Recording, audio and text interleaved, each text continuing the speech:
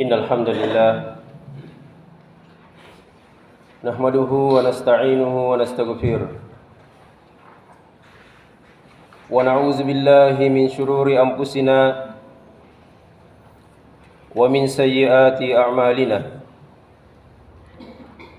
May yahdihillahu fala mudilla lahu wa may yudlil falan tajida lahu waliyyan mursyida. Asyhadu an la ilaha illallah wahdahu la syarika lah wa asyhadu anna Muhammadan abduhu wa rasuluhu. Allahumma salli wa sallim wa barik ala hadzal nabiyil karim wa ala alihi wa sahbihi ajma'in. Fa ya ayyuhal hadirun usikum wa iyaya bitaqwallah wa ta'atihi la'allakum turhamun. Qala Allah Ta'ala fi kitabihil karim. A'udzu billahi minasyaitonir rajim. Bismillahirrahmanirrahim. Ya ayyuhallazina amanu taqullaha haqqa tuqatih wa la tamutunna illa wa antum muslimun. Ya ayuhan nasu rabbakumul ladzi khalaqakum min nafsin wahidah wa khalaqa minha zawjaha wa bassa minhuma rijalan katsiran wa nisaa wattaqullaha allazi tasaaluna bihi wal arham innallaha kana 'alaikum raqiba. Ya ayyuhallazina amanu taqullaha wa qulu qawlan sadida yuslih lakum a'malakum wa yaghfir lakum dzunubakum wa may yuti'illaha wa rasulahu faqad faza fawzan azima. Jamaah Jumat yang dirahmati oleh Allah Subhanahu wa taala, pada kesempatan yang berbahagia ini marilah kita senantiasa selalu bersyukur kepada Allah Subhanahu wa taala atas limpahan nikmat, karunia dan hidayahnya kepada kita semua, yang dengan nikmat itu kita masih mampu melaksanakan salah satu kewajiban kita selaku hamba Allah Subhanahu wa taala. Kita berdoa semoga semua amal ibadah kita dirahmati, diridhoi dan diterima di sisi Allah Subhanahu wa taala. Amin ya rabbal alamin. Salam dan salawat kita ucapkan untuk baginda Rasulullah sallallahu alaihi wasallam. Semoga kita semua adalah orang-orang yang akan diakui oleh Rasulullah sebagai umatnya, lalu kemudian diberikan syafaatnya, dan insyaallah bersama Rasulullah kita semua masuk ke dalam syurga. Amin ya rabbal alamin. Jamaah Jumat yang dirahmati oleh Allah Subhanahu wa taala, selaku khatib, tidak henti-hentinya kita diingatkan, terutama kepada diri pribadi dan para jamaah sekalian, untuk senantiasa selalu bertakwa kepada Allah Subhanahu wa taala, untuk senantiasa selalu takut kepada Allah Subhanahu wa taala, senantiasa mengerjakan perintahnya dan meninggalkan larangannya. Allah Subhanahu wa taala berfirman, Ya ayyuhallazina amanu ittaqullah wal tanzur nafsum ma qaddamat ligadin wattaqullah. Wahai orang-orang yang beriman, bertakwalah engkau kepada Allah Subhanahu wa taala.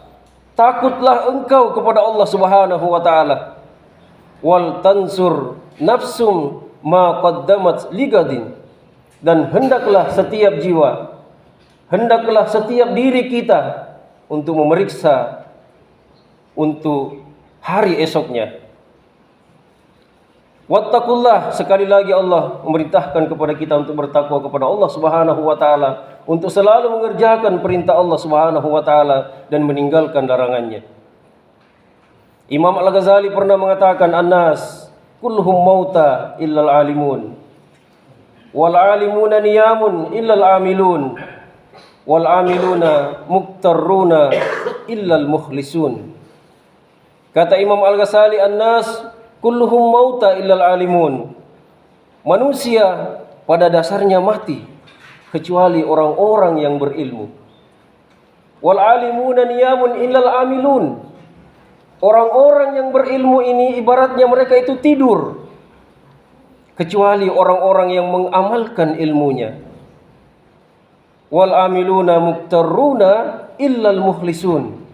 Orang-orang yang mengamalkan ilmunya itu banyak yang tertipu, kecuali orang-orang yang ikhlas dalam mengamalkan ilmunya. Dari perkataan Imam Al-Ghazali ini kita dapat menarik sebuah kesimpulan bahwa untuk mencapai kesuksesan di dunia ini harus dengan ilmu. Kita harus menuntut ilmu sebanyak-banyaknya. Rasulullah sallallahu alaihi wasallam bersabda, "Man arada ad-dunya fa alaihi bil ilm, wa man arada al-akhirah fa alaihi bil ilm, wa man aradahuma fa alaihi bil ilm." Siapa yang ingin sukses di dunia ini, maka hendaklah ia mencari ilmunya. Wa man arada al-akhirah fa alaihi bil ilm.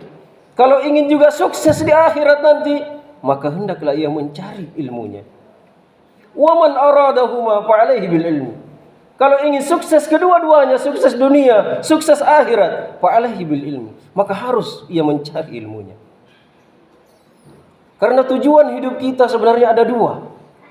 Sebagaimana yang sering kita ucapkan dalam doa sapu jagat, Rabbana atina fid dunya hasanah wa fil akhirati hasanah wa qina azabannar.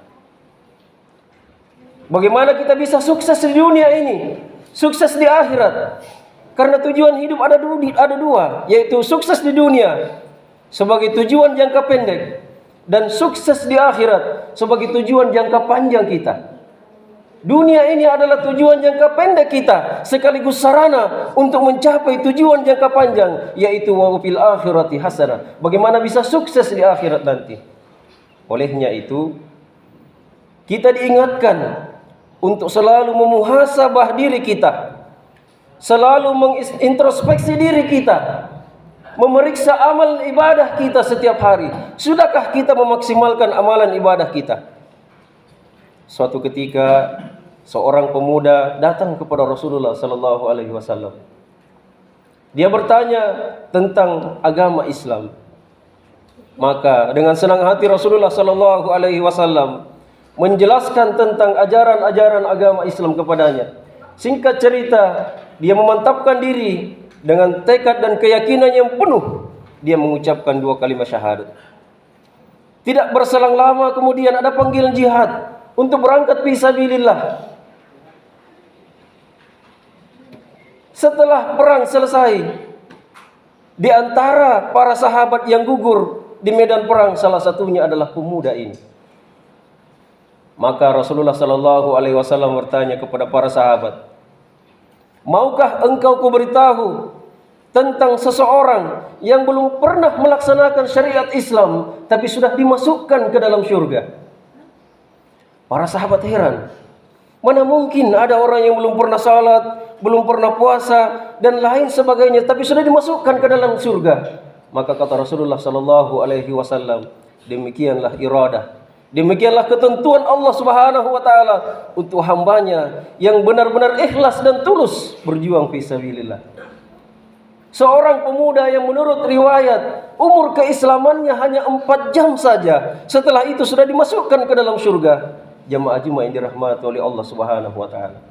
Kalau hanya 4 jam umur keislamannya sudah masuk ke dalam surga, bagaimana dengan kita semua?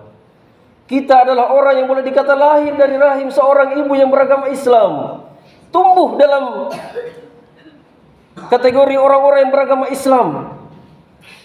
Seharusnya peluang kita untuk masuk ke dalam surga itu jauh lebih besar lagi daripada pemuda ini. Kenapa? Karena kesempatan kita untuk meraih pahala sebesar-besarnya jauh lebih banyak dan lebih besar lagi. Tentunya itu kembali kepada diri pribadi kami. Para jamaah sekalian, para sahabat, mereka berlomba-lomba untuk memaksimalkan amal ibadahnya. Suatu ketika datang kepada Rasulullah sallallahu alaihi wasallam, dia protes kepada Rasulullah. "Ya Rasulullah, kami adalah sahabatmu. Kami berjuang bersamamu, kami salat bersamamu. Tapi ada satu amalan yang tidak mampu kami lakukan. Kami tidak mampu bersedekah karena uang kami kurang. Sementara saudara-saudara kami yang lain yang mempunyai harta, mereka bersedekah dan berinfak. Mereka membangun masjid, mereka mengeluarkan hartanya di jalan Allah Subhanahu wa taala. Ini tidak adil ya Rasulullah. Maka Rasulullah mengajarkan dua kalimat. Zikir yang diajarkan oleh Rasulullah sallallahu alaihi wasallam apabila diucapkan oleh sahabat ini, maka pahalanya sama dengan sahabatnya yang bersedekah dan menginfakkan hartanya di jalan Allah Subhanahu wa taala. Luar biasa bahagianya dia. Namun apa yang terjadi? Tidak berapa lama kemudian saudaranya atau sahabatnya yang kaya ini juga mengamalkan zikir ini. Lalu kemudian ia protes lagi kepada Rasulullah. Ya Rasulullah, sahabat kami, saudara kami juga mengamalkan zikir yang engkau ajarkan kepada kami. Maka Rasulullah mengatakan, demikianlah kelebihan bagi mereka yang diberikan kelebihan harta dan mereka mau memaksimalkan amal ibadahnya. Jamaah Jumat yang dirahmati oleh Allah Subhanahu wa taala, bulan Ramadan, bulan yang mulia. Salah satu bentuk kemuliaan pada bulan Ramadan ini adalah kesempatan kita untuk memaksimalkan amal ibadah kita. Salah satu amal ibadah yang paling berpotensi untuk mendongkrak yaitu membaca Al-Quran. Rasulullah sallallahu alaihi wasallam mengatakan, satu huruf yang kita baca dalam Al-Quran itu bisa dilipat gandakan menjadi 10 kebaikan. Maka kata Rasulullah, aku tidak mengatakan alif itu satu huruf, alif lam mim itu satu huruf, tapi alif adalah satu huruf, lam adalah satu huruf, dan mim adalah satu huruf. Kalau kita sudah membaca alif lam mim, berarti pada saat itu kita sudah mendapatkan 30 kebaikan. Luar biasanya kesempatan yang diberikan oleh Allah Subhanahu wa taala. Inilah yang dimanfaatkan oleh para sahabat. Mereka senantiasa memaksimalkan bacaan Al-Qur'annya pada bulan Ramadan. Menurut riwayat, ada di antara mereka yang berhasil menghatamkan Al-Quran 1 kali setiap hari. Berarti dalam bulan Ramadan dia berhasil menghatamkan Al-Quran sebanyak 30 kali. Dalam Al-Quran terdiri dari 114 surah, 1.027.000 huruf. Bisa kita bayangkan berapa pahala yang kita dapatkan ketika kita bisa menghatamkan Al-Quran dalam bulan Ramadan. Bahkan dalam riwayat para sahabat ada yang menghatamkan 2 bahkan 3 kali sehari. Mereka berhasil menghatamkan Al-Quran. Mudah-mudahan ini menjadi motivasi kita semua. Semoga Allah Subhanahu wa taala memberikan hidayah kepada kita semua agar kita senantiasa selalu memaksimalkan amal ibadah kita, terutama di bulan mulia Ramadan ini. Barakallahu li wa lakum fil Qur'anil azim wa nafa'ni wa iyyakum bima fihi minal ayati wa zikril hakim wa taqabbalallahu minni wa minkum tilawatahu innahu was samiul alim wa innahu wal ghafurur rahim.